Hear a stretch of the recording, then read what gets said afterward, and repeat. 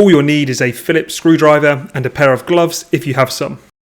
Before any repairs, always turn off and eliminate all power to your appliance.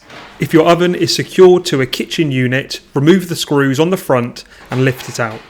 Unscrew the screws for the top panel and place the panel to one side. You may need to slightly loosen the 2 rear screws. Be careful of any sharp edges and corners. Remove the 2 screws from the left side of the rear panel. To remove the side panel, unscrew the top screw on the left side as well as the bottom screw on the left side. The screw holding the side panel to the front control panel would also need to be removed. The side panel can then slide off. We recommend wearing some gloves before touching any of the insulation. Remove the wire connectors from the element. If they're stiff to remove, use a pair of long nose pliers.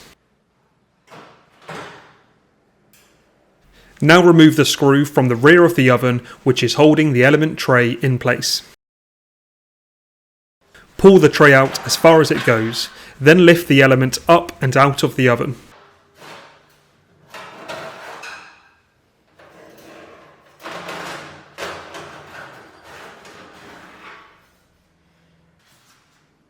With your new element, place it into the oven and into the tray as shown.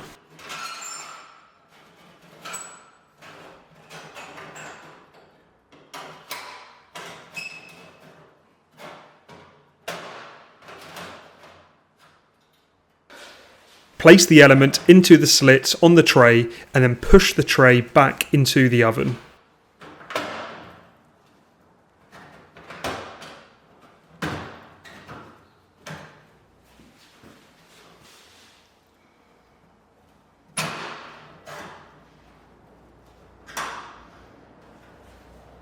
Now attach the electrical connectors. The grey wire connects to the left and the white wire to the right.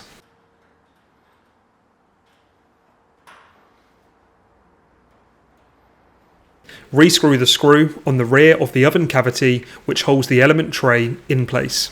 Here's a side shot showing the screw going into the element tray. This can be tricky to line up, so take your time. Tidy the insulation on the side and rear of the oven.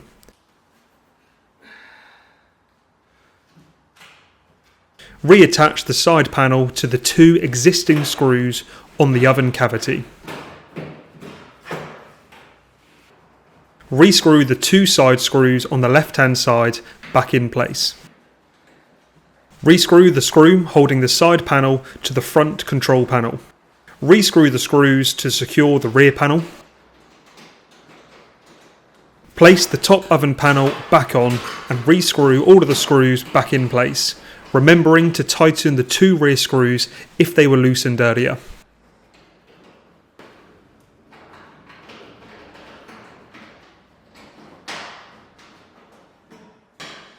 And that's it, your new bottom heater element is all set to go.